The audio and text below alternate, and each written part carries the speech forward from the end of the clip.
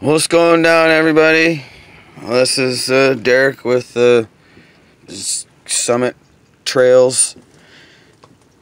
Well, so I've had some questions about the Bomber. Well, here it is in all of its glory, all of its aluminum and steel and hardly any plastic. So the only thing I haven't upgraded yet, it's just because I haven't had the time, is the transmission. The transmission is going to get a full aluminum housing, I guess that's what you want to call it, yeah, a housing.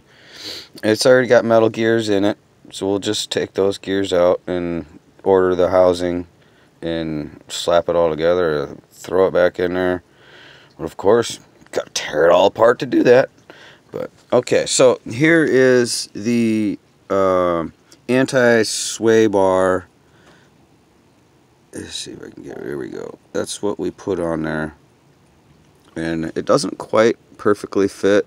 The brass piece is kind of milled down a little bit, so it'll fit in there, but it doesn't need to, because it doesn't need to. It fits exactly the same on both sides.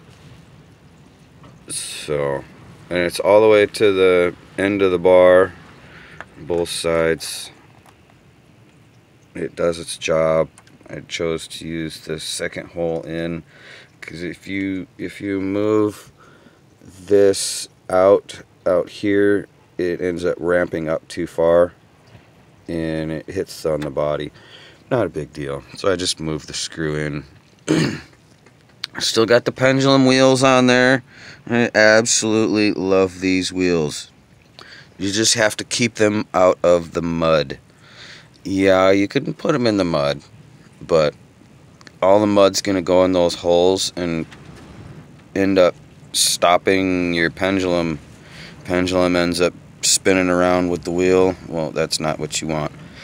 So keep that in mind if you decide to buy the wheels. They are badass wheels for rock crawling. I will definitely give them a grade A plus for rock crawling ability. Side hill action like freaking no tomorrow. Awesome. These wheels are badass. I recommend them, just not for mud. Well, so here it is. The steel cage from Integy assembled RR10 Bomber. Got us the Chinese links. Those are the Vanquish rear links, I believe, if I remember right. The top ones are some Chinese links. Still got the factory shocks on there. I'm going to take the factory shocks off and put them back with the all-plastic Bomber, because, well, when you build something like this, you start out buying a kit, right? Well, so now you got one, you got a Bomber, and so you start upgrading. Next thing you know, you got two. One all stock factory pieces and one with all badass upgrade parts. It's awesome.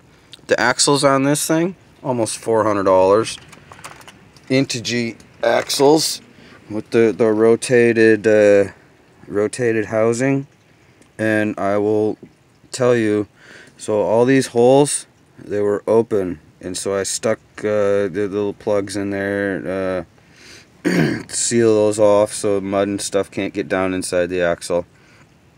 And so when I bought these axles, they looked great. You couldn't tell that there was anything wrong with them, because it was the axle shafts inside, front and back. They put just a little bit too short of axle shafts in these axles. Oh my god, I was heated. I grabbed the front tire over here on the passenger side just to turn it, because you know you should be able to grab one tire and rotate it, and the whole truck will either spin. You see how I'm spinning the tires?